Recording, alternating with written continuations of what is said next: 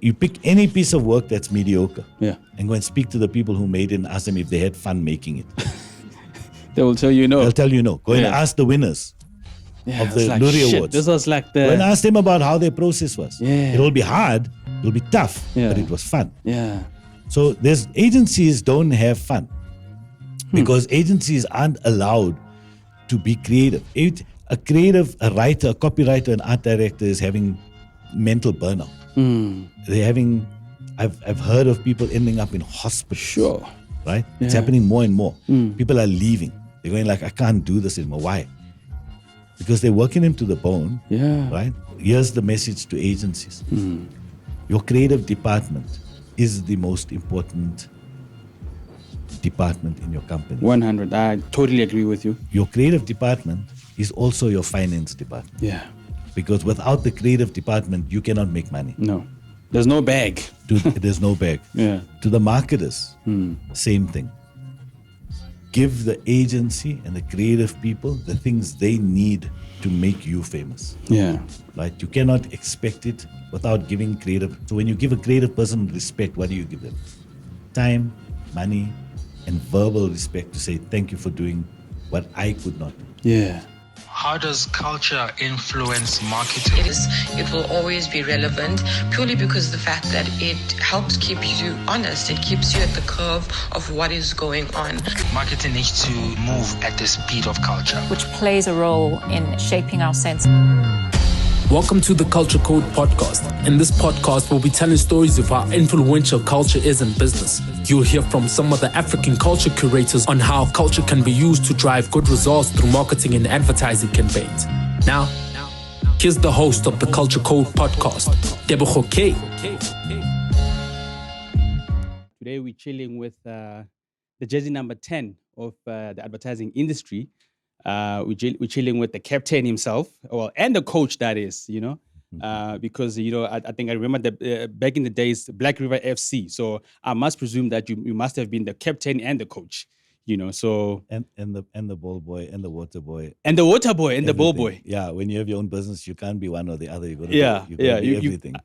It must be very interesting, you being the ball boy. Yeah. Yeah. You got to do it. Catch the ball. Yeah, bring it in. Bring it in. Yeah. So man, I thank you, Mr. Tilly, for blessing us with your presence on Culture Code. My pleasure. Thanks for having me. Cool stuff, man. So do you wanna maybe tell us a little bit about tell our viewers about who you are, where you come from, how'd you get in the industry? Cool. Okay, so I was born here in Joburg in Coronationville Hospital. I grew up in Polokwane. Back in the day, it was Petersburg. And then moved here to study. Dropped out of architecture school. Discovered that I can get paid for words, for ideas. Never knew there was a thing called copywriting or advertising. And when I discovered it, I guess late in my life, I thought, shit, this is something that I'll enjoy. So then I enrolled with AAA. Went through that course and then got into advertising with Nkwenkwe Nkomo, who gave me my first shot at Lindsay Smithers FCB. And that's basically my foray into advertising. Jeez, man, that's like that's a flavor there, hey? Born in Joburg, went to Polokwane, came back, you. And then what is the relationship with you in Cape Town? I know that, when I was chatting to you in December, you were in Cape Town. So Cape Town, I think as far as my career goes, I moved to Cape Town to join the Jupiter Drawing Room. In the days when Jupiter Drawing Room was, doing some amazing work. I spent 5 years there. And I think it's significant because I met a guy called Ross Charles, who was my ECD creative director and owner of the agency, together with a guy called Kevin Aspos and Joanna Thomas. Joanne was not a guy; she was a lady, and and I think I learned a lot about what an agency could be like culturally, which I really enjoyed. It was a very respectful, very creative culture, and out of that office, the idea of an office in Johannesburg and Black River FC was actually born out of the Cape Town office. So my stint in Cape Town in advertising led me to Black River FC, which is probably still my most significant part of my advertising journey. So that's the relevance of Cape Town, really. Yeah. Do you remember when we met and where we met? we met at Black River in 44 Stanley Yeah. Avenue when we were based in 44 Stanley. Yeah. Yeah. How I used to hustle you. He used to hustle. I'm still hustling you now. I'm the shit hot copywriter. Hire me. Hire me. Yeah, there you go. There you go. But you know what? I was actually, hey, I'm still the shit hot copywriter even now. I can tell. Look, as far as confidence goes, Number 10s always need that kind of confidence to Right. be great. So full confidence in you. Yeah, yeah. No, cool stuff, hey? So how did you get started? How did you get started in the advertising industry? Okay, so I mean, like, you get a certificate, a diploma that says you're a copywriter, right? And you think you're pretty good when you leave school. And then I got into Lindsay Smithers. Like myself, I thought I was shit hot. Yeah, and the potential is there, but you realize very quickly how far you are from where everyone else is in the real environment. So I think when you say, well, how did I start? It's actually a very interesting question, because starting is not getting your first job. Starting is learning what a writer actually does beyond writing. And back in the day, it was traditional, and I think it still applies. But the fact that you have to be able to distill information from a business point of view and be able to wrap that up in a creative idea is really what a writer does, copywriter does. So my first few months in advertising was a hell of a lot of rejection, because at college, what you think is right is submitted, whereas in the real world, what someone else thinks you're right is submitted, right? And so I learned very quickly that concept is packaged in a certain way, and there's a standard to what a good idea is and what a good headline is. And the first 12 months, I just wrote and rewrote and crafted, because ideas were packaged in words. And that's what I learned. I learned that actually when you can distill an entire emotion in one line, then you're starting to do what you're getting paid to do. And that was the first year. And then you learn that job doesn't end. And no matter how high up the ladder you go, or the clients you have, or whatever it is, the experience you have to keep crafting this way of putting so much information into a few words. That's really what we do. I mean, whether it's a television ad, whether it's a post, and I think it's amazing that, like with social media, everything is distilled, right?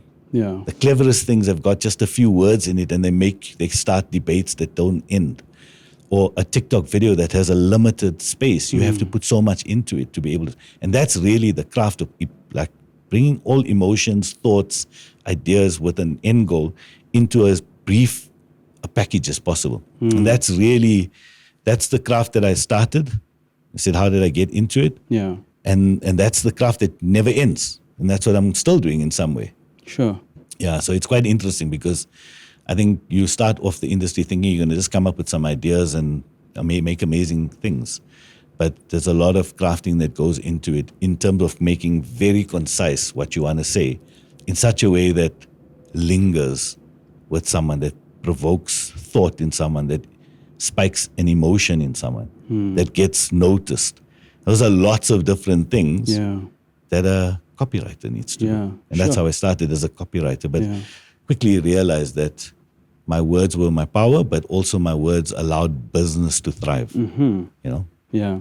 And then how do you then go from that? I mean, I think after how long did you now go into running your own business, Black River? So it's interesting. I did 2 years at FCB as a junior copywriter, creative.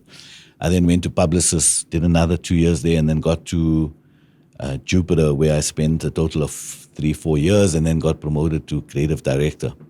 And it's interesting is somewhere along the line, mentally, you start treating the agency, your project, your brief like your own business. Yeah. There's a mental shift, a mental maturity where you care as much about a thing as though it was yours. So I think, unbeknownst to me, I started treating my time at Jupiter Drawing Room and the agency and their clients as my own business. It wasn't mine. Yeah. When Black River started, I was given the first opportunity to run a business, right? I was a part shareholder of the business, so there was an ownership thing there. Yeah. But This is with FCB. with Jupiter. Jupiter Oh, with opened. Jupiter, sorry, Jupiter yeah. opened Black River FC, essentially. Yeah. Oh, okay. And I was a partner in the Black River business with the Jupiter Drawing Room. But there, they dropped me before the 44 Stanley where I met you. Yeah. We were around the corner where the Media Mill. Yeah. It was Mail and Guardian used to be. Yeah, I remember that, yeah. We had a little space there. And I arrived there. And then I realized in that day that this is my business. I've got to make it work. Yeah. Right? So Black River FC was my first opportunity to run my own business. And it was baptism by fire. It was difficult and joyous all at the same time. So Black River FC, I was there for 12 years, and that was my university of business, if you want to call it that, because I was learning as I was driving this bus. Yeah. And how did you? What client did you launch Black River FC with? Who was your first client? So the first client that we actually signed was Tata Motors, actually. Yeah, I remember. Yeah, and I was looking at some of the stuff we did back then. It was like quite retail, but it was actually quite clever stuff. But Tata Motors was the first client, and then very shortly after that, we signed First for Women, right?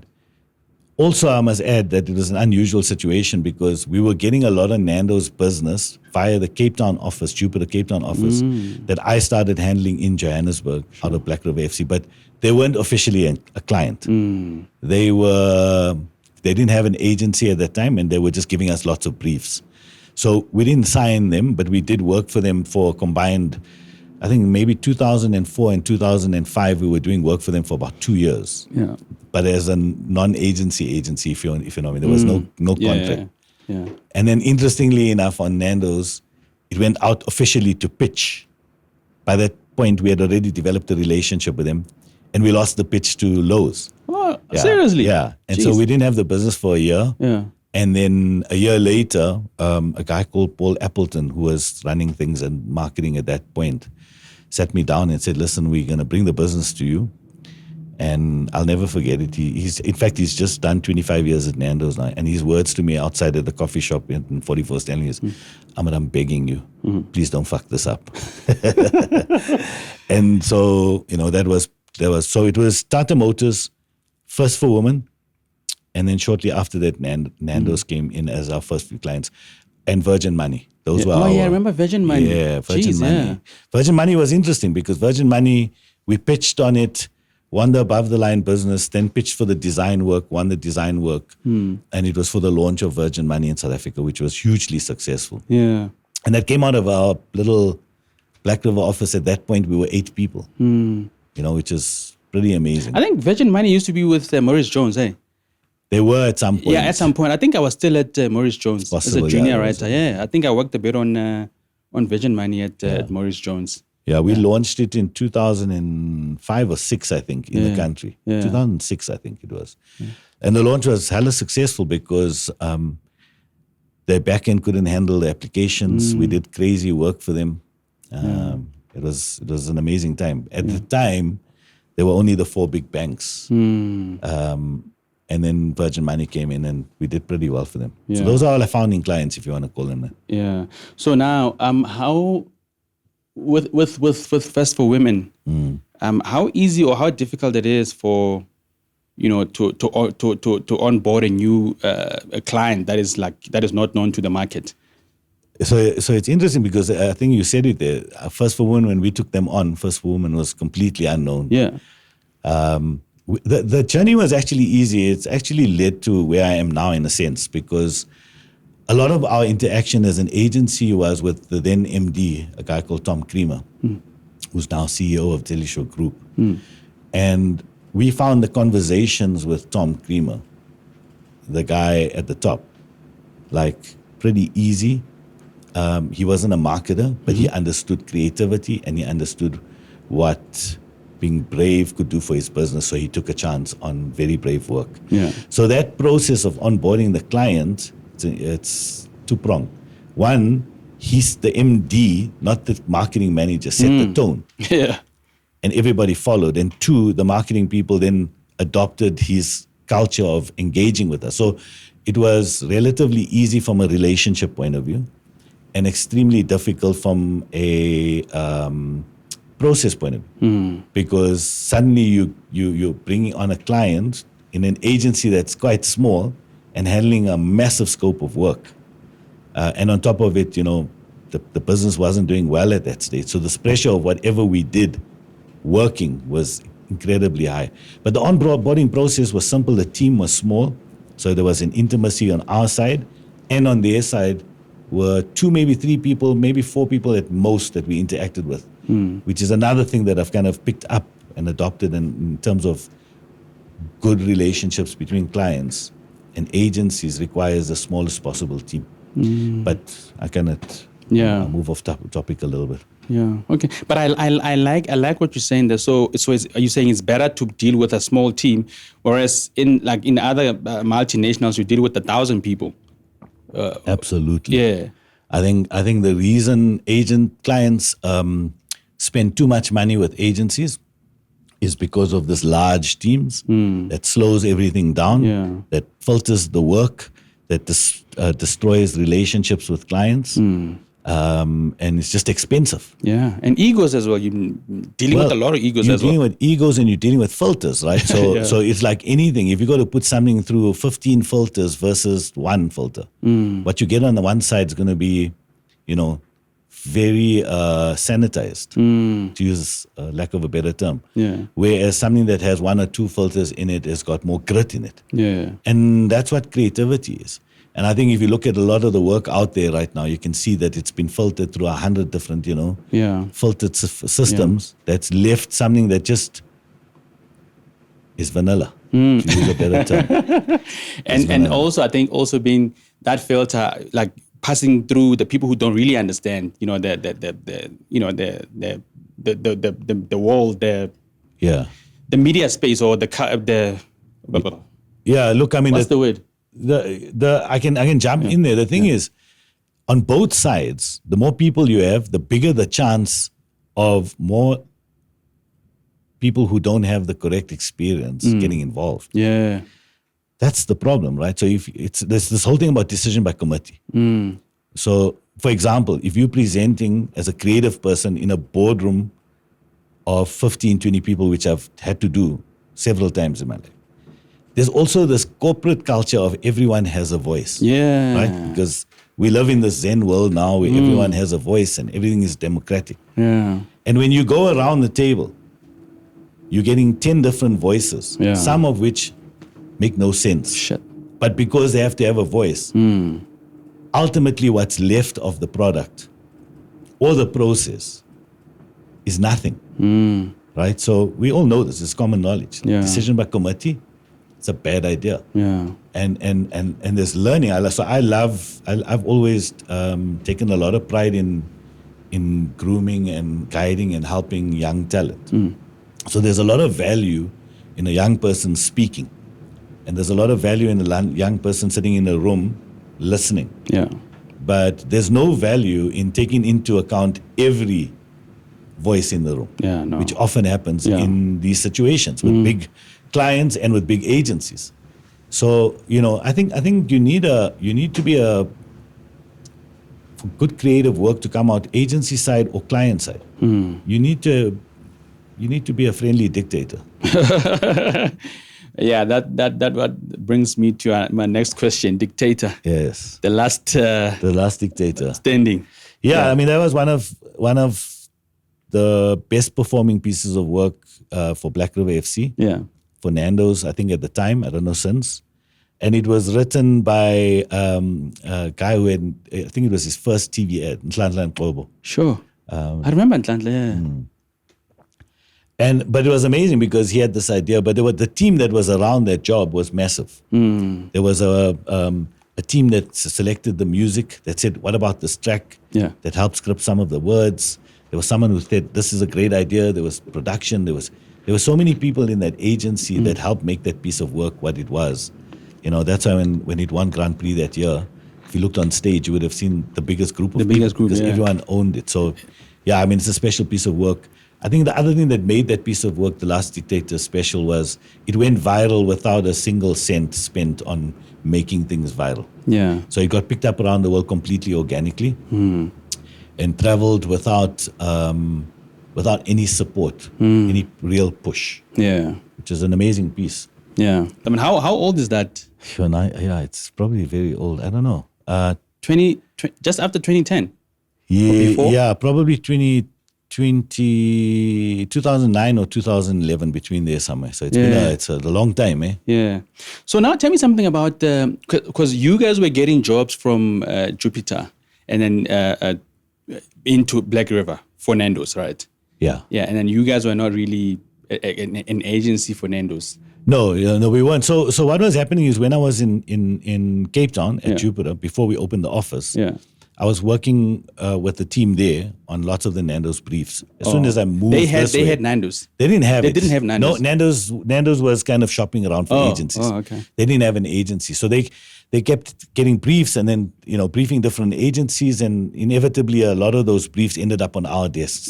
Either the other agencies didn't nail it or whatever happened, we were getting more and more briefs. And when I physically moved to Johannesburg, there was an office and an infrastructure for the briefs to go via the Joburg office. So, there was a Spike Kuneni who I worked with. He was the first guy that joined me. Yeah. It was him. There was a lady called Renata who was a designer. Tawana was my account manager. So we had enough resource to be able to tackle these things. And that and soon the team grew because we had to work on Tata, and then we got First for Women, so we started employing more people. And we had more of an infrastructure to handle it. So the Nando's didn't give us their business, but they gave us lots of briefs in that time. And how was because like Nando's, so when you were being briefed by the Nando's whatever marketing team, were they saying, guys, we need you guys to push the envelope, or we guys because the work that came out of Black River at the time, Nando's work, it was very it was out of this world. It was something that is, quirky. It was not really, a norm. So how did that come about? So I think the brand by the time in 2004 when we picked it up, the brand was still spicy. You know what I mean?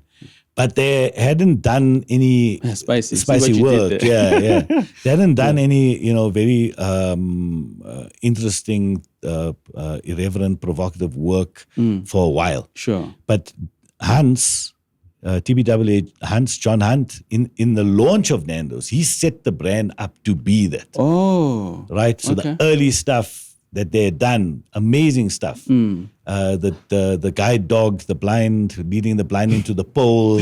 There were two chickens. They were going at it. There was all sorts of very interesting, sharp, brave work. So the brand had already had those qualities. We didn't create that.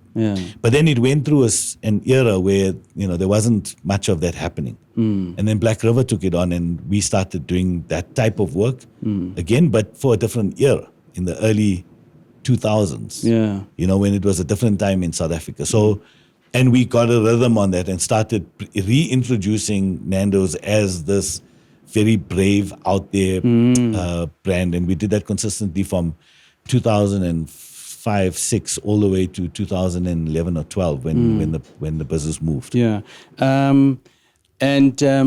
you did get into, who got in trouble with the land bleeding the blind, is it the blind lady? Yeah, there was TBWA. That's TBWA, because I know that ad was taken off, was banned and all of that.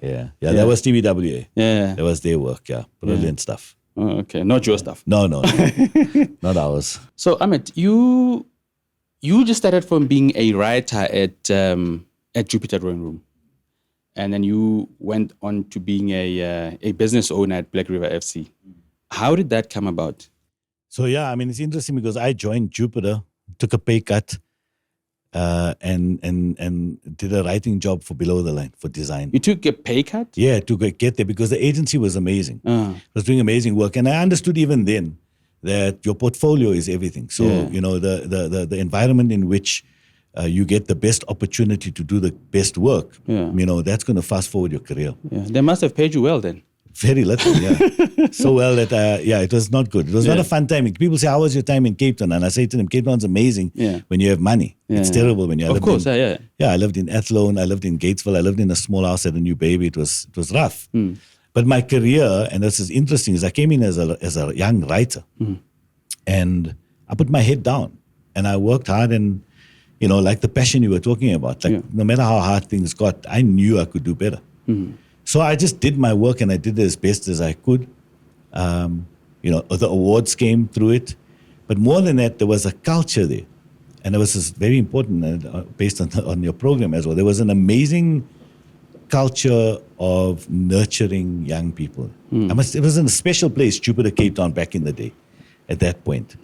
A guy called Ross Charles, like I said, he was my mentor, still is. Yeah. He's now, a professor at the university in the States on creativity. But he was a guy that identified talent and nurtured it. He gave it an opportunity when it was unpopular. When I say unpopular, I mean when they promoted me to creative director, lots of people were happy. Yeah. When they made me a shareholder, doors in that agency got banged. Whew. Right? And they got shut and the people were screaming behind closed doors. After they'd announced myself, a guy called PJ Kensley, who was a colored boyki, and Adesha Singh was an Indian lady.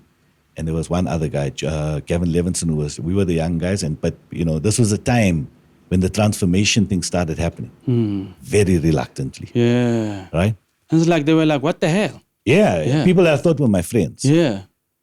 But the point I'm making is that Ross, a white English man, saw what needed to be done. Yeah.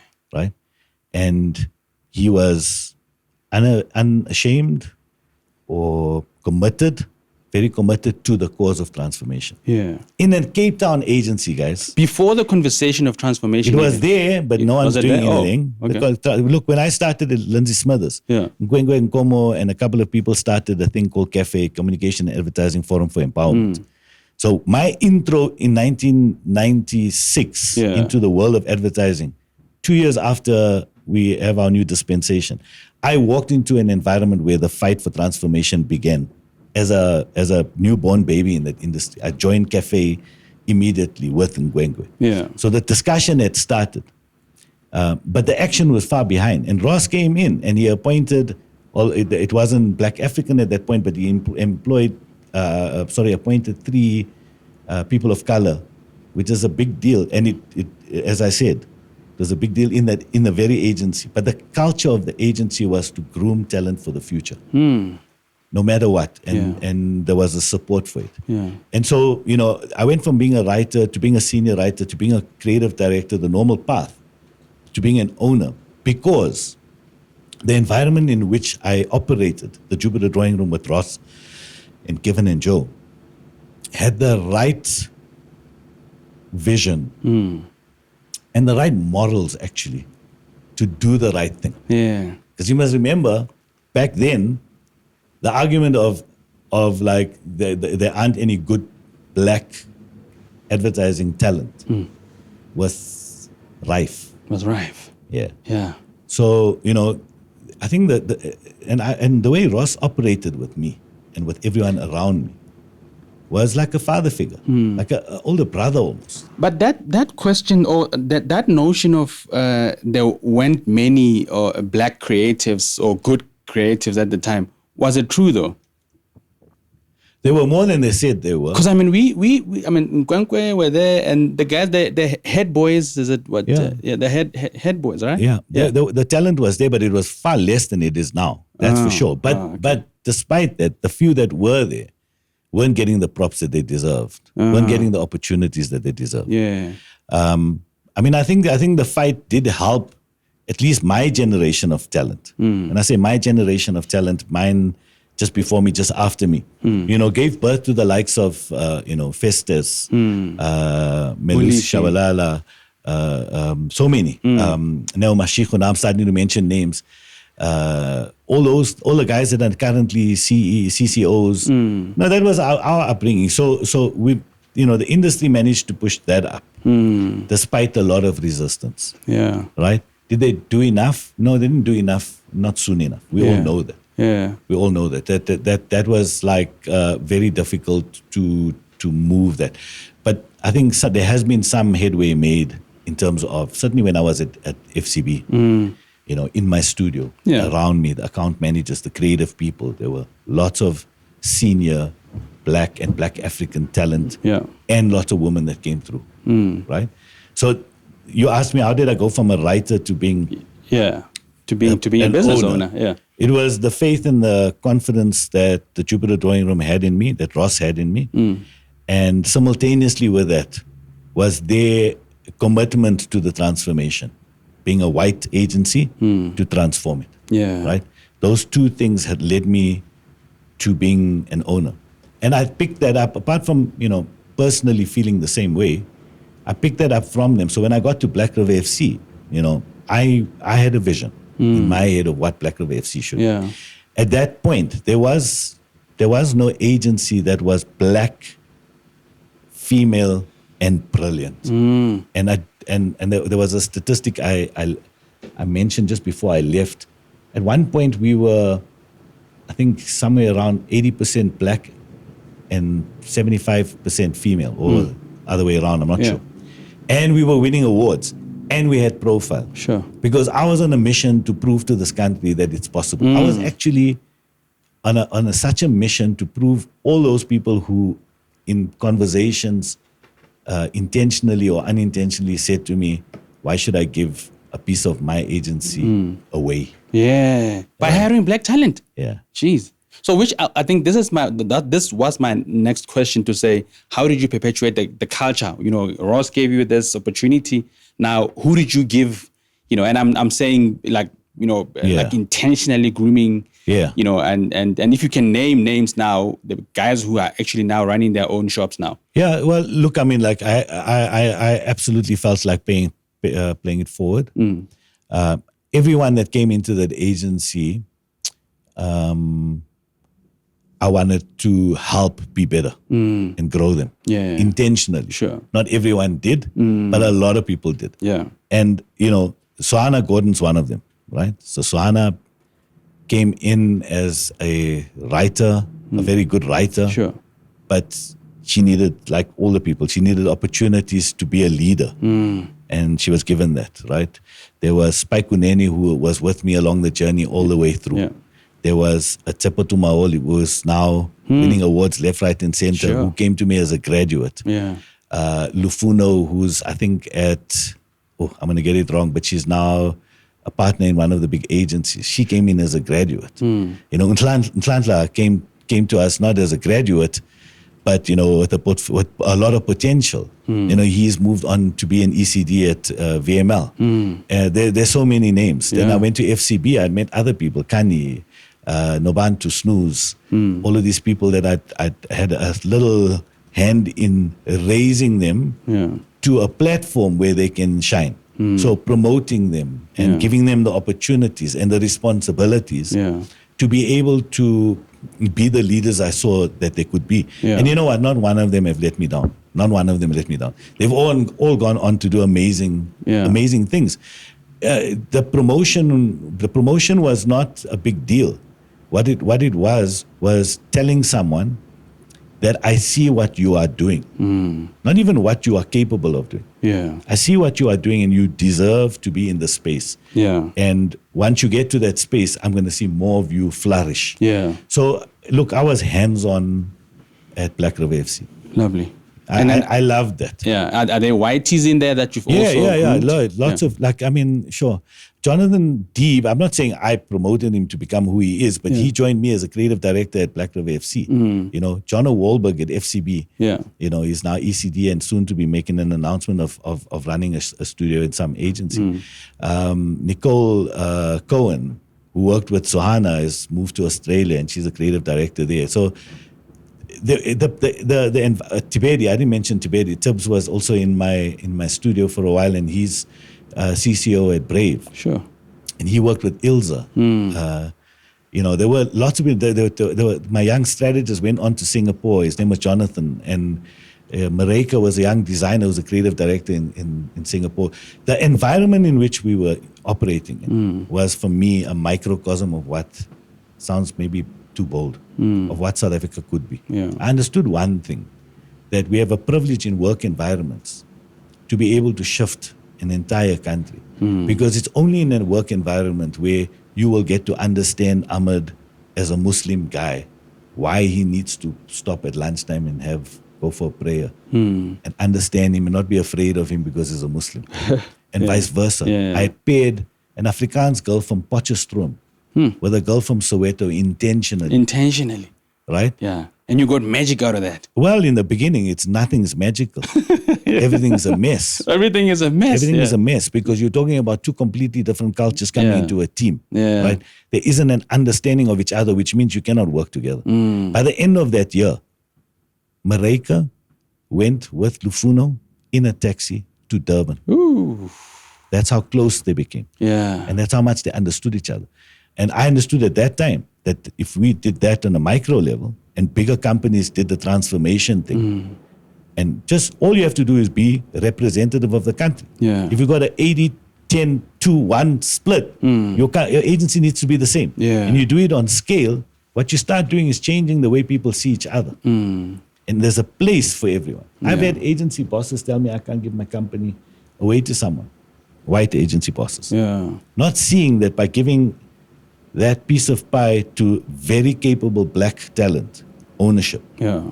that the pie gets bigger. Gets bigger. Which means more white people get employed, more black people get ownership and get employed, and everybody wins, including the owners who think they're giving it away. They're not giving anything away. Yeah. And I think also even They the grew. insights. I mean, can we talk about insights also? I think the insights It's a given, right? Yeah. It's a given. When Black River started, I wanted to do work that was relevant to black African people, South Africans, a South African feeling. There were bits of pieces of it happening. The only way you can do that is to have true insights about people across the board from all kinds of different places. You know, you're talking about in Limpopo, in rural KwaZulu-Natal to Soweto. You know, it's different Soweto to Atteridgeville. It's completely different cultures, different language, whatever. So the only way you can do that properly is if you have all those areas inside the building. Shucks. It's a simple thing. That's It's crazy. It's not rocket science. And You we know, have even these if you people. look- We even- have these people here in Joburg. They studied here. They're Well, here. Joburg, everyone comes in here, right? So you got a melting pot of people. So everyone's here. Yeah. The thing is, one of the biggest problems, coming back to your culture point, is that most agencies and the people in those agencies, let me not say agencies, because the problem when you say agencies, you think of a building. Yeah. Most leadership in agencies are not prepared to sacrifice time. Transformation is not numbers. So too often you hear, this person has let me down, that CCO has let me down, this writer has let me down. The reason they feel let down is they haven't invested their own time with those people. That's what transformation is. That's what transformation That's what it is, is. It isn't yeah. just the numbers game. It's changing a culture about it's. So this is my thing. You know, but it almost feels like it's not a non-topic anymore. But back when I was doing these things, there was a lot of white guilt. Yeah. So what happened was white guilt responded in some ways. One of the ways was to appoint people in top positions Yeah. and give a few a lot. But the real transformation is, and we've always said this in this country, is to pass skills over. Skills that previously disadvantaged people would never have had. Right? Yeah. So how do you pass skills over? By spending time. When I had a writer come in, and I was, like you said in the introduction, I was the owner and the what. No, I was also the mentor and like I said, the ball boy. Yeah. Sometimes you got to carry the ball with it. And a writer would come to me and they'd get it completely wrong. You don't go, you got this wrong, go and think of more ideas. No, you sit with that person. You go, okay, cool, you got a thing here. What if we did that? And they start learning the skill the same way I did in terms of how to take an idea or an insight and turn it into a thing. Into a thing, yeah. That means you got to sit with it. You got to write with it. You got to change with it. You got to explain it. Have it come back. means you more of your time. You got to check it again. When you're going like, oh, I'm the boss of the agency, someone else. No, you got to put your time in. You got to put your time in. That's transformation. And that's passing on skill. And that's the culture of learning. That is the culture of succeeding. So Black River FC we never hired superstars. We made them. Yeah. How? Because we helped each other. Yeah. Everybody helped each other. You gave the example going back to the Dictators Ed. There were so many people who helped make the thing special. And in doing that, everybody learned. Yeah. Like everybody learned, which means once you've left that project, you now have more skills than you had before you joined the project. Now multiply that over 50 projects in a year. What do you have? Of very capable people. So when my people left the agency, I was happy. Yeah. I was sad to lose them because we enjoyed each other. But I was happy because they were taking the skills they learned somewhere else and hopeful that they would take this culture of nurturing somewhere else. So I think to my next question. So how do you think there's enough representation of women in the ed industry? No, there isn't. I mean, we always compare, and someone as ancient as me looks back and goes, well, there's more now than there were then, right? But you can count them on your hand, right? So there isn't enough females, black women. And why is that? I think there's a hesitance for, I don't know if it's a more female thing than it is a black female thing. But when I look at the makeup of management and agencies, there are more white females in it. I also think that the BEE scoring points, obviously black females at the top of it, but if you have a female, there's still points for it. For you, And I think that kind of gave agencies and clients a loophole to go, let's have more females, and then got more white females in it. But I think the question isn't how many black females are in agencies, because there aren't enough. And I don't know why they're not. I'll give names, right? Yeah. So I mentioned Sohana. Yeah. I mentioned Lufuno. Yeah. Khabiseng never had anything to do with me in terms of my history, but Khabiseng's there. Yeah. Mkondi. Yeah. We can count them. Mona Lisa. I'm struggling to find more names. More names, yeah. My question is, there's Kani and Nobantu, two ladies from FCB that have moved on since. Amazing. Next tier leadership. They should be sitting in the same position as Nkhabi and Kondila. And they're not there. The question is why? What has been there? I mean, maybe that's a guest you need to have on the show. No, definitely, I think we should. My question is like, why isn't there more black ownership of agencies? So I look up to the guys like The Odd Number, Sbu and Tola. Yeah. That's amazing because there's black ownership, and not just black ownership, but black ownership of excellence. They're creating great work. They're setting new bars. Why aren't there more? I understand the transformation thing, going from white to black, and that's cool. That's great that it's happening. But the next era of transformation in this country is ownership. 100%. Right? And I'm talking about owning everything. Yeah. Right? Why aren't we owning our own agencies? Why aren't we owning our own brands? Why are we always, want to be the highest paid people in an organization? Why don't we want to be the owners of the that I think is the thing that as a collective we need to be focusing on now. Because we talk about white monopoly capital, right, that exists. Yeah. The only way to challenge that is through ownership. Then it opens up a whole other discussion about why not. Yeah. And I think it's one of two reasons. The one is we don't have a heritage and a history of taking chances. Yeah. Right? Yeah. We've been workers. We like playing employees. Yeah. I'm talking about our history in this country, and more specifically Black African history in this country. Sure. So there's an inherent thing about not being able to risk something, whereas the amazing thing about white people have inherited, not money, is know-how to start things. And this freedom to start a business and allow it to fail, because that's how you succeed. We don't have that. One. Two, the other reason, and this is blame ourselves is that we're too easily bought by a fancy title and a good salad. So it's comfortable, is what I mean. Yeah, but I mean, I think, isn't it also because we come from lack, lack of, we don't have The expertise. Yeah. That's what I was saying. That's the first point. We don't have the expertise in terms of how to do it. Look, I'll give you an example. My son. So my dad worked his entire life for a boss.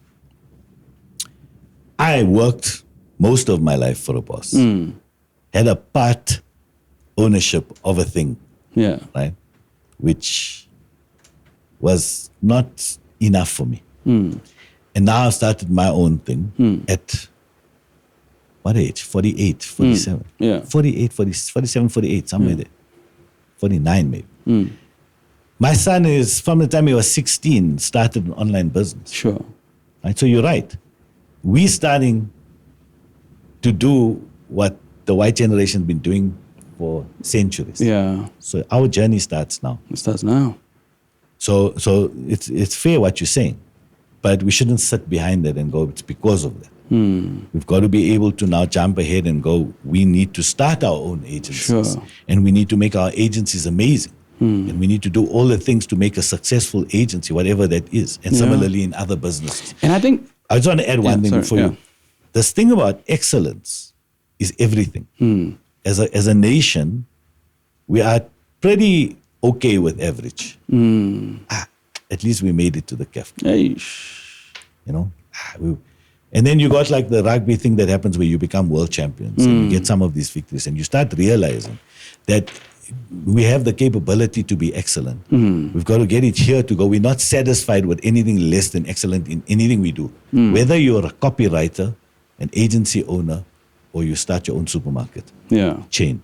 It has to be about excellence. It has to be about excellence. And that we have inherently in us to be excellent. So we need to move into that next and not fight over scraps that somebody else is generous enough to give you. Nah.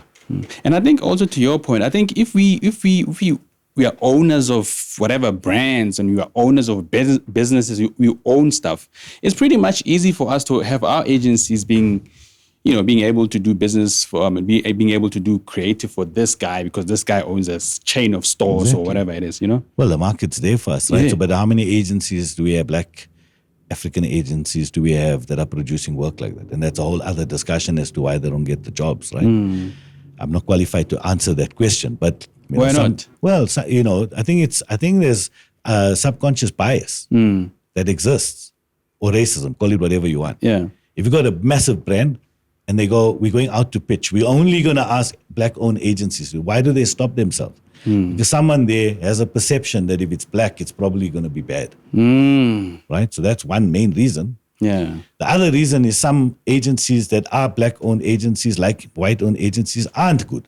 It's a reality. True, it's a reality. So there's that. Yeah. But I do think that a lot of Black agencies don't get a shot when they should. And they should get more of a shot because they do have the people that can speak to the people. Yeah. So I think that's the era we should be in now, is to have these agencies that become not just big, but become good. And the only way we're going to find that is the same way all the other agencies started out, is you start. Yeah. And then you figure out who you are and you get better with time. With and then time, the more you have, it's a numbers game. The more you have, the more better agencies you have. Yeah. So we haven't done that. So we left with the odd number. Yeah. Think Africa with Mkhabi Singh. Yeah. And I'm sure there's a whole lot of others, so forgive me for not mentioning all of them. Avatar is still Avatar's just Avatar's, one, so yeah. they're doing stuff. Who else? Sure. Yeah. Where are they? And they are, but we don't They are, know. no, Which they means are, they're not doing what they need to They're have profile. not doing what they need. Yeah. So I think that's the generation we're in now, where clients and they've tried, but they must try harder, is to promote more Black agencies. And Black agencies need to promote more entrepreneurship within their Black agencies. To go. Because funny enough, just support it. the CMOs are mostly Black. Well, I don't have my stats right. I don't want to say mostly Black, but I think if you look at Old Mutual, We have Musala. If you look at Nedbank, we have. If you look at ABSA, all the CMOs are black guys, or black women. Yeah, and what I've heard of recent times at least, is that when these big companies are going out to pitch, they are asking for the agencies to make sure that there are black agencies represented in that group. And when they do win a piece of business, they're also asked to be able to allocate a certain amount of their income and their revenue towards black agencies to promote this thing. So it's not happening. Right? I'm saying we need to have scale with it. And we need to have excellence with it. Because you have excellence, it doesn't matter that you're white, black, blue, green, whatever. Right? What you need to do is have a culture of excellence in everything, so that we breed a nation of excellent people and business. And when that happens, everything changes. Everything changes. Yeah. I think we, as a people and as an industry, it's all about me. Yeah. Right? That's what I was saying. I was saying, like, a lot of us, including myself, went, I got a great title at that agency. And I've become a bit of a shareholder in that agency. It's enough for me. Yeah. I've paid my school fees. Yeah.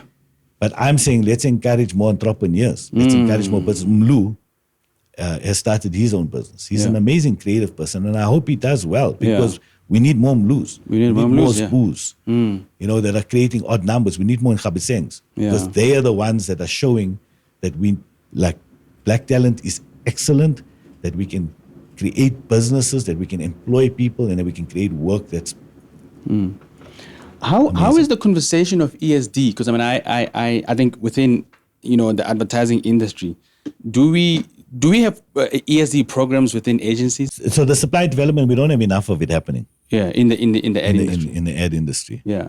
So maybe it's a question of having that. I think that traditionally old agencies, white agencies, call it whatever you want, they do it because they have to. You see, nothing can happen if you don't have political will.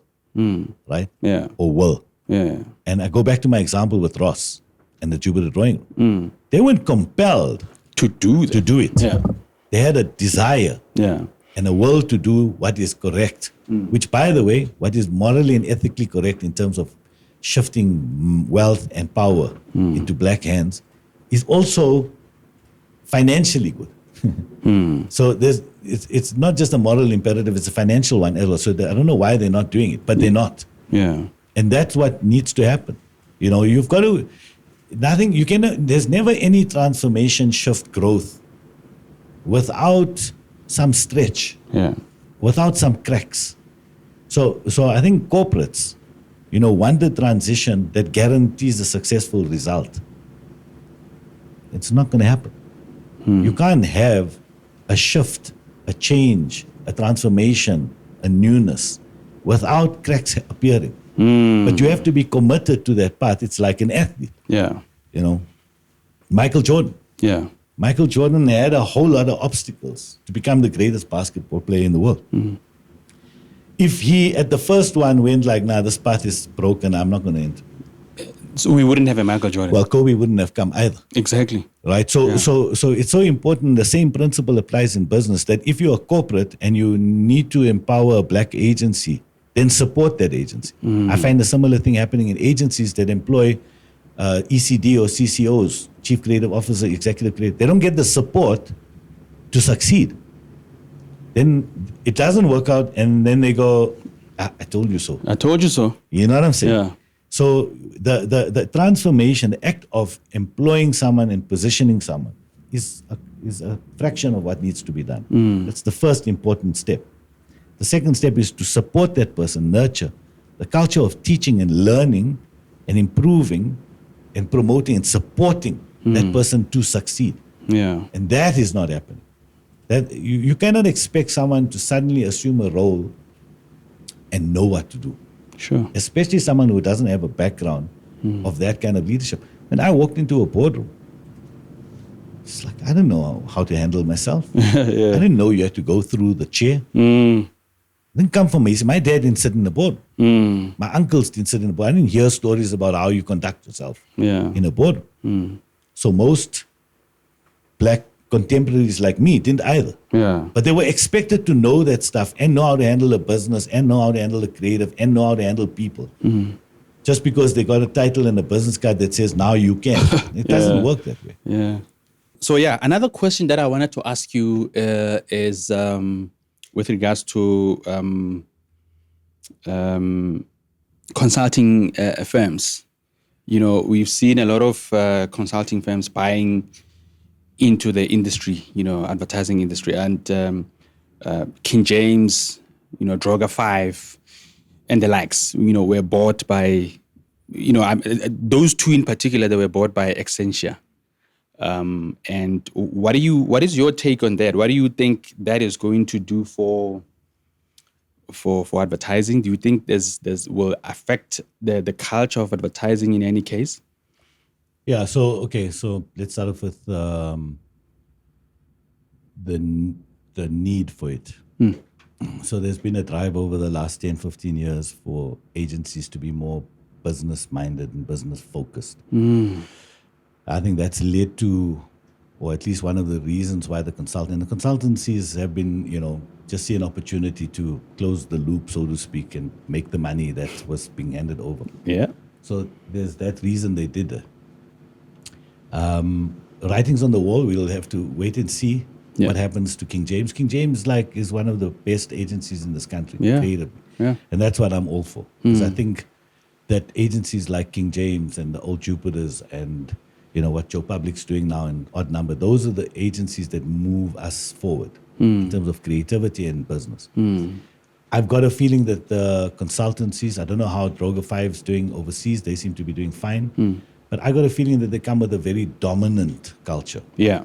Right? They do. And quite a corporate culture. Yeah. And the interesting thing about them is they buy creative agencies because they don't have that. And then they make them corporate, from what I've heard. So I think it actually defeats the purpose of getting into the creative space if you're not going to allow creativity to thrive in those spaces. So they can work if they allow creative agencies to be exactly that. Yeah.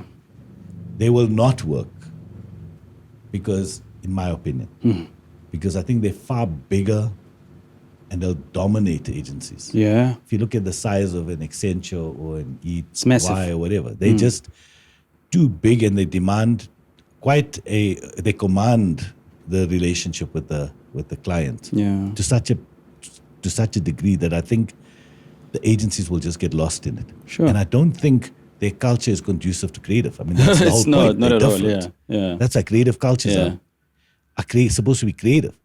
So I don't have a lot of confidence that the big consultancies will be able to make it work. I do think that agencies that create their own or merge with smaller, more dynamic boutique-like consultancies may understand creative a bit better and then can offer something really interesting.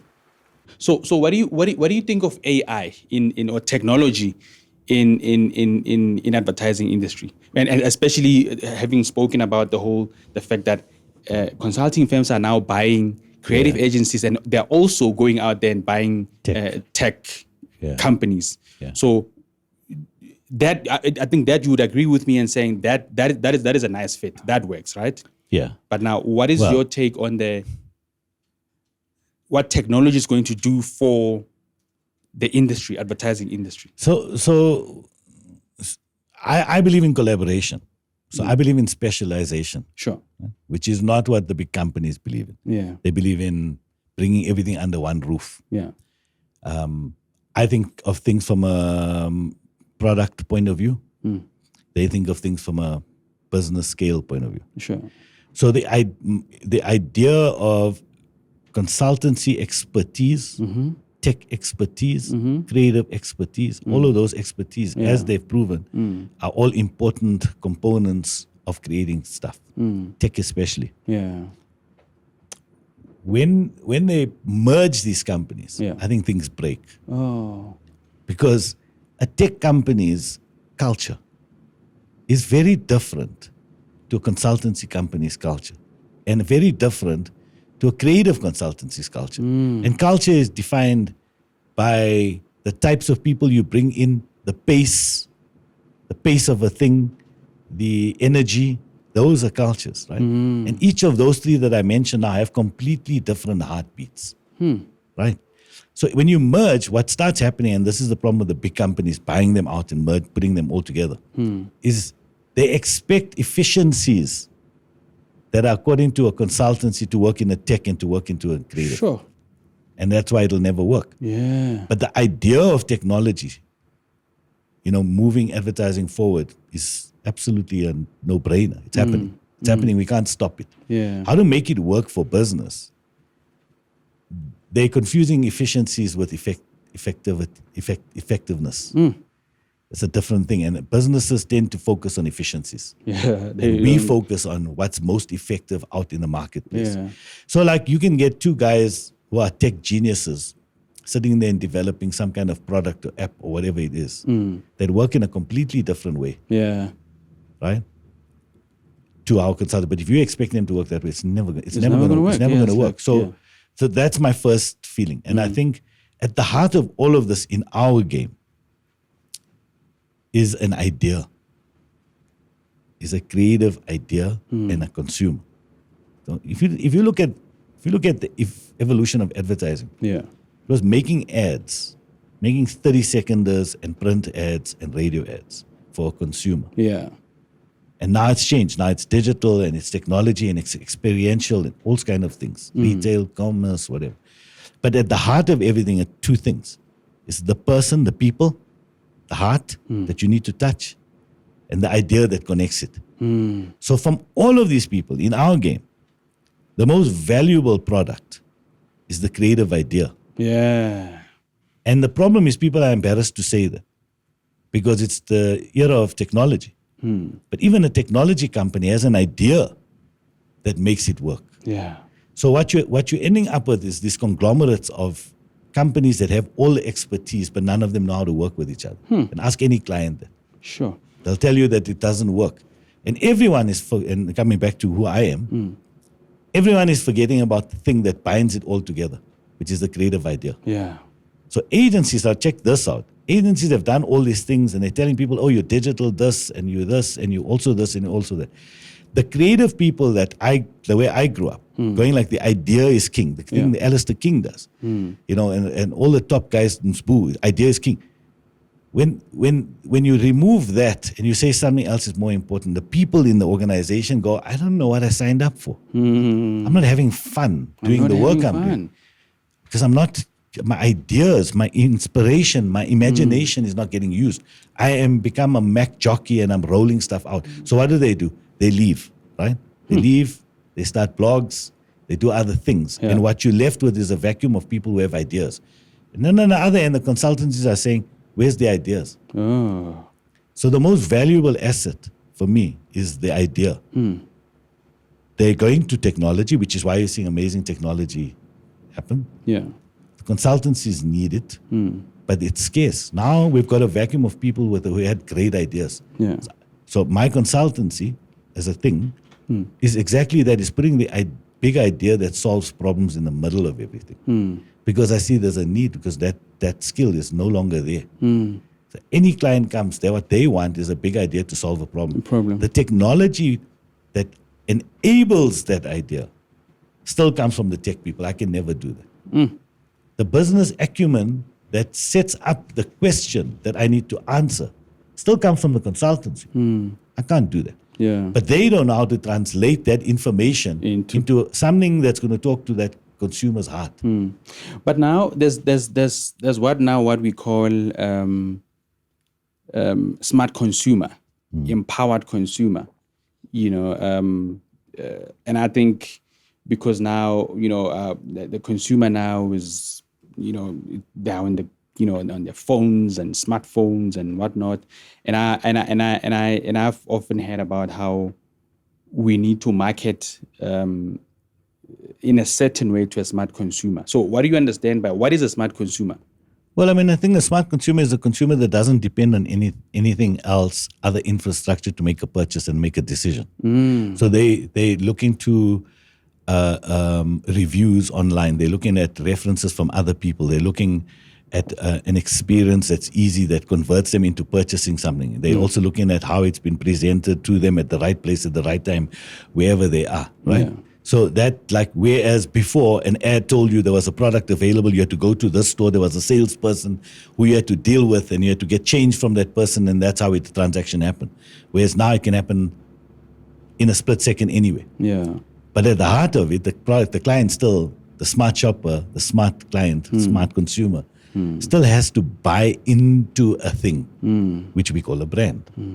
And so how that brand is positioned, how that brand is presented, is still critical, even to the smart consumer, as it was to a generation X. Yeah. And how dangerous is this smart consumer? Because they build the brand overnight. They kill your brand overnight. Yeah, and they can, and which is actually, if you look at the most valuable brand in the world, still Apple. Yeah. Right? They can cancel Apple tomorrow if they want. Yeah. But they can't. They haven't. They can. They haven't. Yeah. And Apple, if you look at it as a brand, stands for something that a creative mind came up with. Ooh, right? So it still started there. Yeah. It still started with Steve Jobs saying a font needs to be better than Microsoft. Shoo. It needs to look better. It must feel easier. It was still a creative idea that created the smart phone. Sure. So at the heart of everything is the heart. And we seem to think that, so you spoke about AI. Artificial intelligence can recreate anything. Sure. We've created first. Fast. Right? 100. So the origin of everything is imagination. Yeah. AI doesn't have imagination. It can get really smart Very in many smart, places, smarter than humans. Yeah. But it doesn't have, it cannot dream. Yeah. And it cannot imagine. And that imagination, that instinct, doesn't have an instinct. And how many times have I done work based on just feeling it in my gut? Yeah. That is a human instinct. No technology, I believe, can replace the instinct. It can replace people making 20 posts. Yeah. But where it originates from starts with the human's instinct and imagination. Yeah. And what we've done as an industry is killed that spirit by making it all a business. Because we focus too much on this AI. The amount of money that's been put into AI, it's a lot. Whereas the amount of money being put into HI, I call it, human intelligence, it's almost, you can't compare the two. Well, they neglected the one. It makes sense. New technology comes out. Everyone says metaverse, and everyone puts money into metaverse. Yeah. And it's short-sighted because in the middle of it is still an idea. Yeah. Is a person. You call it human intelligence. I call it human instinct because I think you call it human instinct. Yeah. Because instinct is the thing that AI doesn't. Look, I love the fact that AI is coming in. Yeah. Right. And the reason I say I'm loving when the smarter AI gets, it relieves me of doing the things that consumes more time, so that I can take the same time and spend it with my feet up, imagining. At the moment, the businesses are structured in such a way that you spend the majority of your time making and very little time imagining. That's the problem. Yeah. So you look at AI, you can look at it as taking over your job, or you can see it making your job what it's meant to be, allowing you to do your job, which as a creative person is to imagine, is to use your instinct to know people. So now you give me, and you'll speak to people in agencies. I get this every day. I have a major problem with it in the industry. They don't have time. There's a few things they don't have. They don't have time anymore. Every job turns around quicker than it's ever done before. They don't have time. They don't have respect as creative people. Because now they're producing mediocre work. Yeah, of course. It's like, right? Tune in, churn out, whatever. Yeah. Exactly. It's going really fast. So for me, And the third thing they don't have is fun. That was the important thing that slipped my mind. I can't tell you how important. I can write a thesis on fun in advertising. Yeah. Because if in the absence of having fun, the work is shit. In the absence of fun, the work will not produce great results for the client. Sure. Because it's fun, which is the central and most important ingredient in creating magic. And magic is the thing that we quoted, the dictator's ad, the chicken licking stuff that's on air, that's the one at the Luris, the KFC stuff. That is the fun stuff. Now look at all the other brands that no one remembers, because I can assure you, I can assure you must do a study on this. That you pick any piece of work that's mediocre and go and speak to the people who made it and ask them if they had fun making it. They will tell you no. They'll tell you no. Go and ask the winners of the like, Luri shit, Awards. this was like Go and ask them about how their process was. It'll be hard, it'll be tough, but it was fun. So agencies don't have fun because agencies aren't allowed to be creative. A creative, a writer, a copywriter, an art director is having mental burnout. They're having, I've heard of people ending up in hospitals. Right? It's happening more and more. People are leaving. They're going like, I can't do this anymore. Why? Because they're working them to the bone. Right? But I worked hard. How did I make it? It's not because I'm old school. No, because I worked hard, but at the end of it, there was something rewarding. Now, people are just working at this clock with insane demands, but there's nothing that comes out of it that they're proud of. So it leaves you feeling defeated. Empty even. I mean, it's if you take a comrades marathon, someone starts a run, it is not easy. They suffer and almost die. But when they cross the line, they have a medal to show that I did this. Now, if you remove that medal, not the award, but the sense of pride in what you did, you have nothing. But how do you have fun in advertising? What is that sense of I'm having fun? Yeah, sure, you work and you do great work and you have fun. What is that fun? How do you have fun? You know how you have fun. You have time, which no one has. So if I've got time to think and solve a problem, that's already the beginning of the opportunity to have fun. 2, to feel free, right? Because that's not happening. Because you got a brief that got, like you said, 100 tick boxes. So you need to be able to feel free. And 3, you need people who are brave enough to try something new. Right? So that's fun. So if I've got time, I got my feet up and I'm playing foosball and then I'm writing somewhere and I'm crafting, it doesn't mean I'm not working hard. It's just giving me, and then I come up and I go, this is a solution, but I know tomorrow I can change my mind and come up with a better solution because I have time. And on the third day, I have time to say, you know what I did in the first day was right. That flexibility to go this way, like this, to get here. That is fun. What they ask us to do now is, here's your brief, here's your first review, there we go, and there it's out there. So it's running linear, short space of time, and you got 3 of those lines you need to do at the same time. And then at the end of it, because you haven't had enough time, the work that you produce is crap. So now you're feeling demoralized because you got to put a piece of shit out in the world. You got nothing good to show for it, and you're exhausted. So you have the freedom to be able to go in and out, and that's the process. There's no creative process that works linear. And if you take away that process, the freedom, then you can't produce anything good. But now who's it on? Is it on the client side? Is it on the the agency? Maybe the agency is smaller. Then who's it on? Whose fault is it? Agency owner. Agency owner. In my opinion. Okay.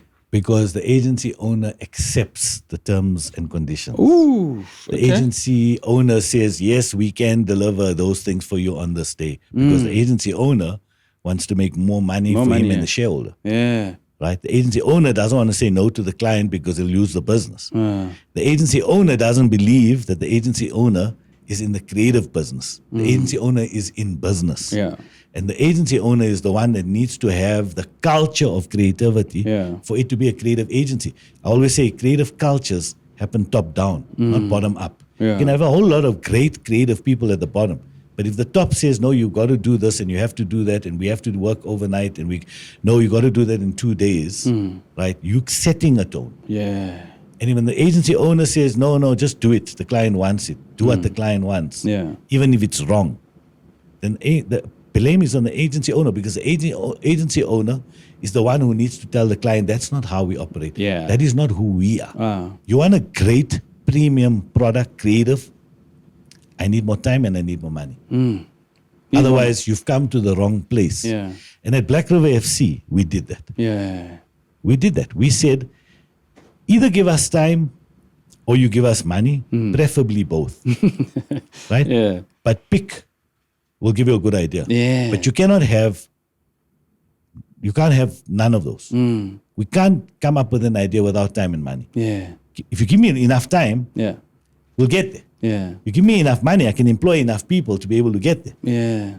But no time, no money. So the agency needs to tell the client, I don't think you're right for us. Now, agency wants to make money for the agency and the shareholders, Yeah. which very rarely gets passed down to the people who make the money at the bottom. Yeah. What they get as a reward is Yeah. a mental breakdown. How does culture influence marketing?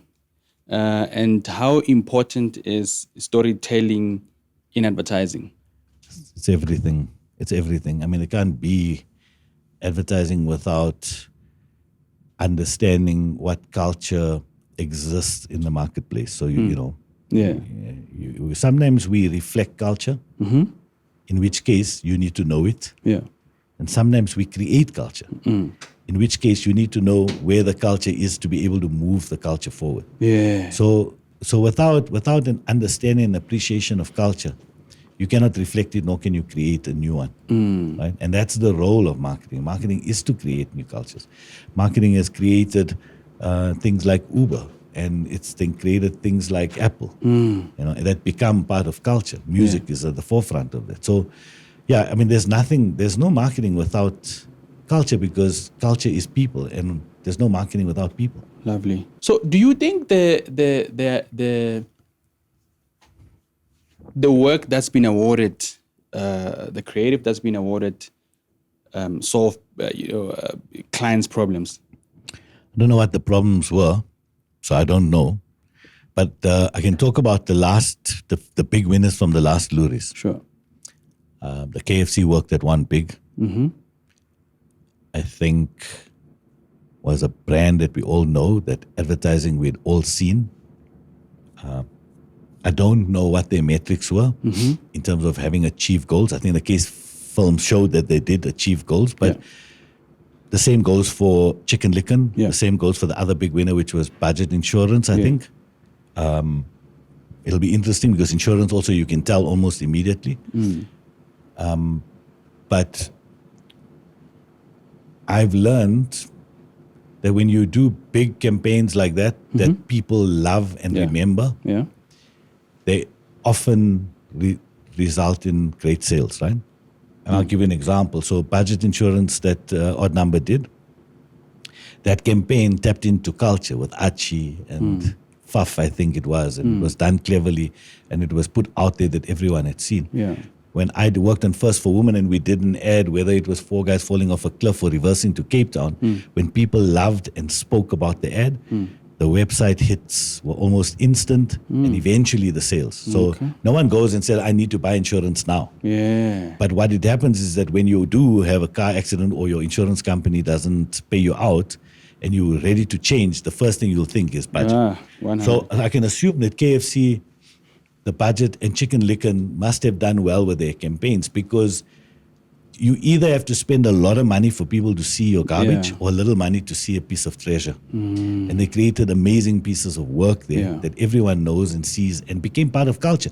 I think in Chicken Licken, Coach Mazibuko became a thing that people spoke about in popular culture on social media. And now, when you get to that point, when you get hungry, you don't think, oh, Coach Mazibuko is the one that's selling me Chicken Licken, but you're thinking Chicken Licken.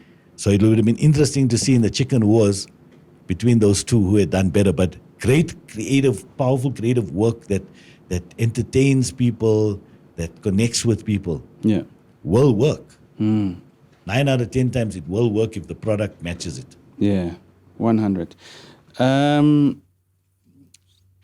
So you run number 10, your creative consultancy. So what exactly is a creative consultancy? What happens? It doesn't exist. Well, the idea of a creative consultancy in this country, I don't think exists, and I was very intentional about it. Because I think that people that in creative, when they leave an agency, they become freelancers. Sure. And I don't believe I'm the best freelancer, because I know writers that can do better work than I can. Art directors can do better work than I am. What I saw a need for is this thing about creative excellence and how to get to it. That clients are struggling to get, a lot of clients, obviously not all. Yeah. We mentioned some good examples now where clients got it. But clients are struggling to find a great big idea, right? Agencies are struggling with how to get that out of people. They don't know how to get the people who are the right people and how to create cultures of creativity inside the organization. So that's why I call it a consultancy, because with the experience that I've got and some of the success stories that I've been fortunate enough to have, I take those learnings and I'm able to go into an agency and look at it and go, okay, you need to shift this around. Your processes aren't working. You need to create a culture of creativity. What is it? This is what it is. And you start top down. Then I also have lots of experience in grooming people and in mentoring people. So I do that for some of the agencies. I work with a client where I managed to do the creative strategy for them. They needed something that an agency wasn't quite getting right for a number of months. I had a look at it from a creative point of view and created a strategy that then became a campaign that went on to, and I work with agencies to do that. So I use my experience in the creative business of advertising, and my consultancy advises and helps and works with clients that need the missing creative element. That's what I do. So I don't necessarily, it depends on the problem. And I was talking to someone earlier when they said, what do you do exactly? And I go, well, if there's a creative problem that I can do better or solve, then I'm the guy that can do it. Now, what that problem is could be finding a person, to creating a campaign, to creating a culture within an organization, to repositioning an agency to become relevant. All of those things I knew I could do, so I took those jobs on. Sure. So that's what the consultancy does. So I don't, like I had someone from Dubai asking me to write radio spots. I kept saying to him, do you know what I do? It's a former colleague of mine. I said, I don't write radio spots. I don't do that anymore. I have freelancers who do that. And if you need that kind of thing, I can bring people in to do it, but that's not my competency. My core competency as number 10 creative consultancy is to be a creative activist. And that's what I do. So there are clients who sit in boardrooms, marketers or aides, and they go, we're not getting the creative thing. Why? That we need. Why? And I come in and I have a look at it. And I figure out how. I work with agencies. I sometimes bring my teams in. One of the things that I like doing, which we spoke about right in the beginning, is I learned that a direct connection with a CMO or a CEO and the creative person, with as few people in between as possible, can give you a great result. So then I would go, cool, I work with the two of you there, and I'm putting a team of 3 together to help me do this thing. Now I'm going to present you. So no agency, phone call, email, must go into a brief, give us 2 weeks. No. I hire a senior team, like CD, ECD level team. And I say, solve this problem. And we go back to the client and on the phone call with the client immediately. So we don't lose time. We can nail things quickly and big enough. And then we're happy to hand that over to somebody who wants to execute it. And if the client wants us to oversee it, then that can be arranged. But the principle behind it is to have senior talent who have the experience and the know-how to work with the senior side of the client to solve something quickly and in a big way. That's really where I'm aiming to take the number 10. Sure, it's beautiful. I mean, it's well thought out. Now the number 10, it's like another, football taste in the name. Do you play football? I still play. I know I don't look it, but I still play on a Friday night with my friends. I play indoor soccer. I love the game. As long as my 51-year-old legs will carry me, I'll keep playing. But also, Black River FC and number 10, you can see the soccer analogies in Yeah. there. Like I really believe in the philosophy of football and creativity. I believe the synergies are the same. And I've used this example before when I was at Black River FC, but if you look at the greatest footballers, they are great because people love them. Why Yeah. did people love them? Because they didn't play football like everyone else. They had flair. And that's what creativity is. Yeah. So Diego Maradona, Leo Messi, name the players. One of my favorites, Zidane, who all happen to be number 10s, by the way, which is what led to this. They Yeah. had the vision to be able to see the game, but they had the flair The flair. to make people love it. And Yeah. that's what I believe creativity is to do the outrageous. Yeah.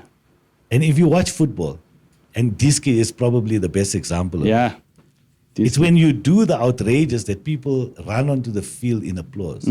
That's our job. Yeah. Our job is to do the outrageous so people notice and love you. Yeah. And brands are too cautious to be able to go there. So there's degrees of how far you go. But if you play the game like everybody else in your category, right, you will never stand out like a Maradona. That's the same thing. Yeah. And that for me is the essence of creativity. Sure. It's the essence of creativity. The goal that's impossible. The mesmerizing play Yeah. that leads to a goal that you play over and over again for generations. That's creativity. The same thing goes to a brand. If you keep playing the same game forever, you will be average forever. Yeah. It takes one spark, one special thing that changes you. And if you look at the Brazilian team, Yeah. that even when they're not winning, they're known to be the creative. And people, they sell more jerseys than anyone else. Why do people love them? Because they have flair, they have audacity, they're brave. They call it what, the samba or what? Yeah, the samba. What's it? The samba. Samba, yeah. Yeah. Yeah. Okay. So that's why. Number 10. 10. Yeah. I get it. How do you think global trends influence creativity? Okay, so I mean, we're talking about popular culture. Popular culture is essentially what people do and think, right? And there are global trends that can influence people, which means it influences us. So, for example, in the environment is a major issue in the world today, right?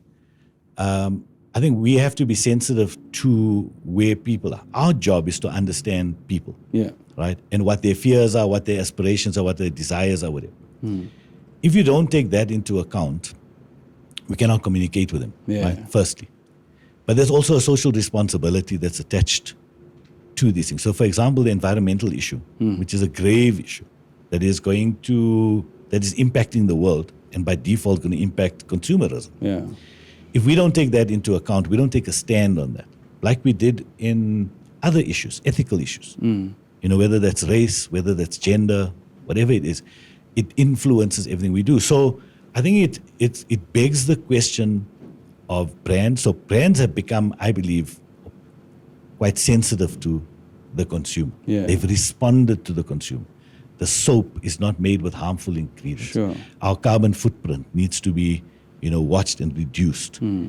Airlines have done that, and even manufacturing have done that. So whether it's Chipotle abroad, where they've actually looked at the entire chain to leave a smaller carbon footprint to make their products more environmentally friendly. Why? Because the consumer won't buy their product if it's harmful to the environment. So that influences marketing in a positive way, in the sense that we've got to reflect that in some of the brands. Other brands, it's a little more subtle. The big and controversial question is, what about a brand that is harmful to the environment that is looking for an agency? Exactly. Right? What happens then? And I believe that's a moral imperative and ethic that an agency needs to hold. Yeah. Right? And it comes to this point. If you look at an agency that is going to say, if we don't pitch on this piece of business, we're going to lose 20 jobs. There's a question, a moral question that gets asked. In the South African situation, which is another environmental issue, where employment is at 40%, that agency needs to decide whether that's more important than harming the earth. But as an agency, if you have an identity and you go, this is what you're about, then it's easier to stand for it the same way that brands are. So they're ethical brands. They stand for on ethical grounds and will refuse to create products that are harmful to the environment. I think agencies need to do the same. Yeah. But we have to be sensitive to the environment and how we produce things. And I think we're far from it in South Africa. For example, I don't think we necessarily look at our carbon footprint we leave behind when we're creating a television commercial. We're not mindful of it. No. And I think there'll come a time where it does become something that the consumer wants to know. How did you make that ad? Yeah. Did you fly around the world to do that? How many people did you, how much water did you use? Like, is that making of that ad in itself harmful to the environment? Yeah. So I think that that's where the world is. And I think that the agencies, marketers, all of us are starting to do that, but we just seem to be trumped in this country by problems that seem a little closer to home. Yeah. And so we've kind of prioritized that. But environmental issues, we have as much a role to play in that issue as we do in the way we portray women in advertising, or the way we portray in this country black people in advertising. That's been our model change. Yeah. You know, we showed black people dancing for everything, you know? And so we had to reflect and be more morally and ethically correct about how we present black people not to look like they're dancing for a plate of food. Similarly, we've got to take a stance on environmental issues. Yeah. And the little things like going paperless, or you checking our carbon footprint. Yeah. Or bigger things like, do we take on a big petroleum company or someone that's known, for example, to create havoc in the world environment? So I think it's responsible. It's our corporate responsibility to be looking at that as one of the things that makes us successful. Okay, cool. So yeah, I think you said it, people dancing for chicken. And a whole lot of other things. And a whole lot of other things. You said it. I didn't say it. So there is that. So there is a narrative or a perpetuation of how people are being marketed to, like, let's get them dancing. Yeah. Yeah. I think there's less now than there has been, certainly from the time I started. Yeah. You know, when I started, there were just tropes. It was just generalizations. It was just like black people do this. Yeah. Indian people behave this way. Yeah. Colored people work like that. Afrikaans people must appear this way. English people, And I think we've come a long way. But I think that'll always exist because humans making the commercials come with subconscious biases, right? Yeah. Which is why, coming back to the transformation discussion, which is why it's so important to be so well represented in your agency, so that you can talk about it and get a feeling from people. To go like, no, man, I take exception to that. What do you mean Ahmed grew up in Limpopo, therefore Limpopo people are a certain way? Yeah. Someone's there to stop you in your tracks. So that still happens for that one reason, because agencies are not represented. And I think clients can take equal blame. There are lots of clients out there that are not part of the target market, and they don't know, and they overcompensate, and by overcompensating actually make things worse. Yeah. And I've always said, I worked at Black River, we did campaigns, and there was one particular one that I quote a lot. For Mini Cooper, we said we're going to dominate the out of home, and our we needed to position the Mini born in the UK. Yeah, that was a different. That was not you. No, we did the one. No, we did. That was 2010. Yeah. Born in the UK, raised in South SA, Africa. Yeah. That was for the World Cup. That was a different campaign. But our task was to introduce Mini to black men, because it was always seen as a female skewed car. I love that car. I drove a Mini. Yeah. I still do. Yeah. But at that time, that was the perception, and we said we're going to make it black and African, right? Yeah. So ours was the first campaign for Mini around the world that used a vernacular, anywhere in the world. True. Yeah. And we did it here. Yeah. So I had Zulu, Xhosa writers presenting me with lines. There's no ways I could know whether there was a good line or not. So they explained to me the sentiment, but the call was theirs. There was a guy called Orabile who did amazing work. Another guy that came out was amazing. Yeah. In Tlantla, all these guys wrote lines in vernacular. And I said to them, you got to choose the one that you think is the best. Similarly, at the top, the marketers, they need to be able to default to the people who know. Otherwise, you're going to have black people dancing for chickens. Yeah. For chicken, you know what I'm saying? Yeah. So I think that needs to change. Still needs to change. But I think we made some progress. Yeah. No, we have. Over the years. But I haven't seen them in a while. Yeah, exactly. I haven't seen It'll come them. up because Yeah. it's just natural that humans are going to mess up. Yeah. That WPP. I think let's talk WPP and publicists, the big global bodies advertising, those guys who run shit. Is it? And I wanna ask: Is it the fate of every independent agency to be taken over by these big bodies? The big groups, right? They dominate the world. Yeah. And I said earlier, a little bit of modern colonization. Yeah. But having said that, how else do you exit if you have a small agency that has done well and you want to extract some value out of it? Yeah. South African companies aren't buying us. So how do you get your value out? Ooh, okay. So if I work, let's say I had number 10. Sure. You know, and I started when I was 30 years old and I get to 55 and now I want to try something different. I need to make the money out of my agency. You got to sell. You gotta say. Like you have a corner fruit shop or a bookstore. Yeah. Who's going to buy, who's going to pay for the value? So there's a place for those people that need what you've created. There's value for them in what you've created, but there's value for you as well. Yeah. Right? There's nothing wrong with saying, I want a price that's the highest price. Yes. And unfortunately or fortunately, it's the groups that have paid the price, the value price. Sure. So in the absence of them, I ask the question, how do you exit? Who do you sell? Will you get your money? Will you sell it inside the business? Will you be able to get the value? So you know, that's an interesting, it's a different way of looking at Yeah, them. it is. Because it's very easy to hate on them. Yeah. It's very easy to hate on them. And there are things that they're guilty of, absolutely. Yeah. But there's this side that I always wonder that had I owned Black River 100% and I got to my age at 50, where I want to do something different with my life, how would I exit? So you can sell internally, and there's a certain amount of money that you can get, Yeah. but the big groups give you the money Yeah. as quickly as they possibly can, and you can get on with your life. So Yeah. there's a place for them. So you got the bag. I didn't, because I didn't own the agency. I owned a piece of it. Yeah, but I mean, you got the piece of the bag. I got a very small piece of the bag, which is another interview. Yeah. But yeah, I mean, I got some value out of it. I got some value out of at FCB that I would not have had otherwise. Yeah. But I think if you're talking about the value of the bag, the security in the bag, Yeah. you got to own. It's probably quite important for your viewer.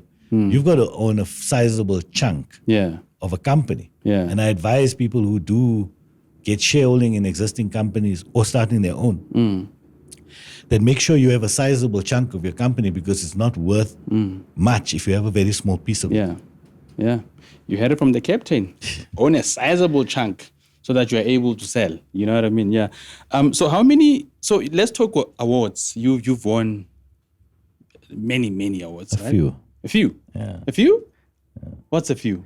No, I've never counted. Come on. I swear to you, But now it can be a few. I don't have a list Yeah. of all awards I've won. Yeah. Most creatives I know, in fact, I don't know any creatives who don't have a list. Yeah. I don't. And maybe that was dumb of me, Yeah. but it is also true to who I am. I love winning awards because Yeah. it means that my work was the best of show. Yeah. But I luckily, I realized very early the pressure of winning awards could break me as a human. Yeah. So I decided to not base my value on the number of awards I won, Yeah. because it's too much pressure. Too much pressure. It's too much pressure. What do you mean I didn't win gold? I didn't win Grand Prix, therefore I am shit. And I didn't want that. So I won lots of awards, not the best, not the most in this country by a long shot. I won enough to make me believe that I did something significant. Yeah. But yeah, I like winning them, but I don't mind not winning them at all. Yeah. I care more about, and this is not a cliche because I think lots of interviews have heard me say this, but I really genuinely care more about that piece of work being famous or being different. Yeah. which you've achieved. And those were the ones that usually won awards, and some didn't. But I'm very proud of those pieces of work that did amazing things that didn't win awards. Mini Cooper, my famous example. 2010. It was a Mini Cooper campaign that came out of Black River FC that got flags on the mirrors. Sure. In this country, everyone who had it. It started with us. Yeah. I didn't get a gold for that. And it was the biggest viral movement Sure.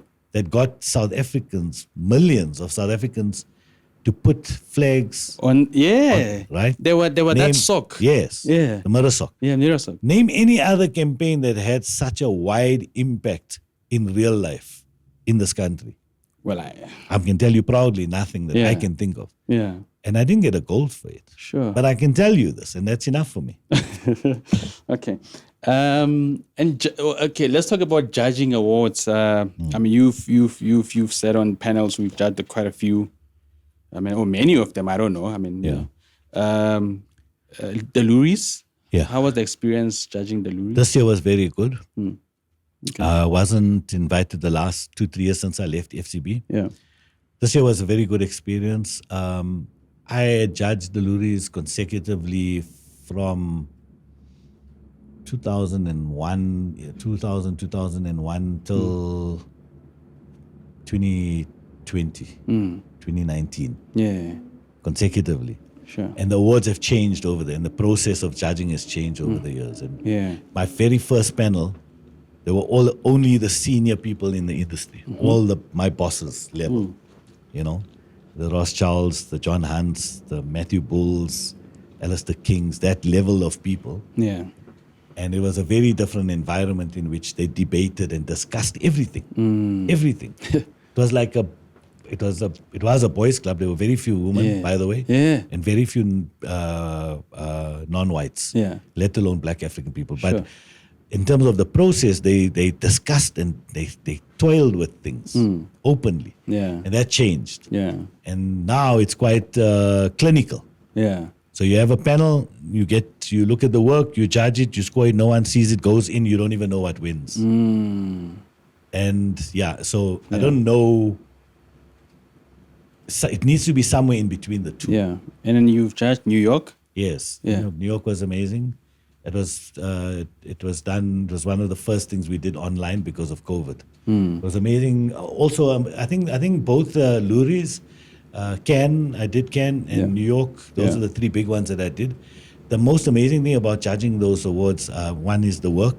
Like you just get exposed to all this amazing work. Yeah. But the other thing is these amazing minds. So you learn as much as you from the people than you do from the work. Yeah. Which is amazing to hear people's opinions and perspectives, and I find that fascinating. Yeah. Yeah. So that's probably my favorite thing about judging awards. Yeah. Cannes must be like out of this world. Eh? Yeah, it was insane. I mean, I did insane. it years ago. It was unbelievable because the level of creatives in the room was like, phenomenal. I did out of home. And again, perspectives that are global and also very, very local. Yeah. So you'll have an Argentinian in the room who'll tell you about Argentina. Yeah. And how this in popular culture in Argentina was an amazing thing and how people viewed it. So it's an amazing eye-opener and experience in terms of learning different perspectives from around the world. Yeah. It's interesting though in that point is that ultimately all those people understand what a great idea is. Yeah, all of them. Yeah. Different language. Doesn't matter. Yeah. Everything there's one thing everyone gets excited by. It's the creative instinct. And everyone feels it here. And they'll hear French or you'll hear in Spanish, and then they'll explain it. But it's felt here first. Sure. And if I may, again, coming back to like my activism, that thing, this thing here, this gut, that instinct. Sure. That is the value. That is the value. Creative people. And that is not being respected. That is not being paid for by agencies enough. Yeah. And that is not valued highly enough by clients who pay you a salary or a retainer when a thing, an idea can create an entire business with millions and millions for perpetuity or for at least 10 years. And that person who's sitting there who thought about this stuff and came up with a solution and it was condensed in a line or an ad or a deck that changes the course of a business, the person gets an award, and that's it. Yeah. The business, the marketing manager, and the CEO of that business, they get fat checks. Yeah. So there's no respect and honor given to the person who creates that. And it comes back to the creative instinct, which is why I say I'm a creative activist. I fight for that thing that's called creativity that can change the world. Yeah. So everything about it, you must be able to reward it. And that's why at number 10, I'm not making a lot of money yet, but I don't cut my charges. Because you've got to pay for the experience, you've got to pay for the expertise, Yeah. you've got to have respect, You're gonna have for respect. creative. And the only way people respect anything is by how much they pay for it. Yeah. Of course. Yeah. When you buy LV, anything that you buy for free or you get for free, exactly, you don't take it. you don't take it. It's like, it doesn't have much value. It's amazing how we'll spend 50,000, 100,000 Rand on a Louis Vuitton bag Yeah. and feel good about it. Yeah. But the designer that came out with the Louis Vuitton idea is nowhere to be featured. There's nowhere to. Well, they probably do, but that's the principle. Yeah. To reward the people who come up with the idea that changes your fortunes. We make marketing people and CEOs rich and famous when we're good. So it must be a mutual respect and a return on that investment. Sure. Yeah, sure. I think, is there anything that you would like to share with our audience?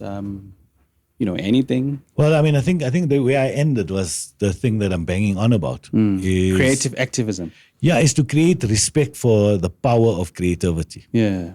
And if it was available everywhere, everyone would have been successful. So when you find an agency, a person, people that can deliver great creative, honor them, because they're the ones that can change the fortune without spending the kind of money. There's an impact thing. So I think that creative people are not getting respect from their own agency people. Yeah. So I spoke about that's what I'd like to end off with. In the sense that you go like, you are the reason we exist. People are embarrassed to say it. They go, no, we all have ideas. I don't deny that. Yeah, no. But the person who has the idea that changes the fortune is the person, the most important person. So here's the message to agencies. Your creative department is the most important department in your company. 100. I totally agree with you. Your creative department is also your finance department. Yeah. Because without the creative department, you cannot make money. No. There's no bag. There's no bag. Yeah. To the marketers, same thing. Give the agency and the creative people the things they need to make you famous. Yeah. Right? You cannot expect it without giving creative. So when you give a creative person respect, what do you give them? Time, money, and verbal respect to say, thank you for doing what I could not do. Yeah. And if those two things start happening, we won't lose so many people out of our industry. Because that's my problem. Yeah. And we've been losing quite a lot of, great talent. Why? Yeah. Ask yourself, if you sit with them and ask them bluntly, people don't say things because they're afraid they're going to burn bridges, because we were taught, don't burn your bridges. I understand that. Yeah. But the reason they're leaving is because there's no reward in this game. Ask them, what is the reward? There's no acknowledgement for what they do financially or other. There's no time given to be able to produce the things they're capable of doing. Yeah. There's no resources given to it. There are agencies around the country, most agencies are under-resourced. So that means you're piling up the people who are capable of producing amazing results for your agency with more and more work, because you refuse to make a smaller margin of profit at the end of the year to hire more people to support them. And that's bullshit. So creative people are ending up in hospital because of mental illnesses, because of mental health issues, right? Which means you're completely disrespecting the very person that's giving you a business. And I think that must come to an end.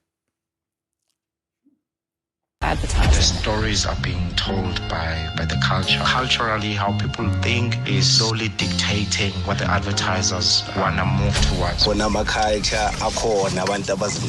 needs to catch up, but what you find is that marketers who need to implement the speed are backwards themselves.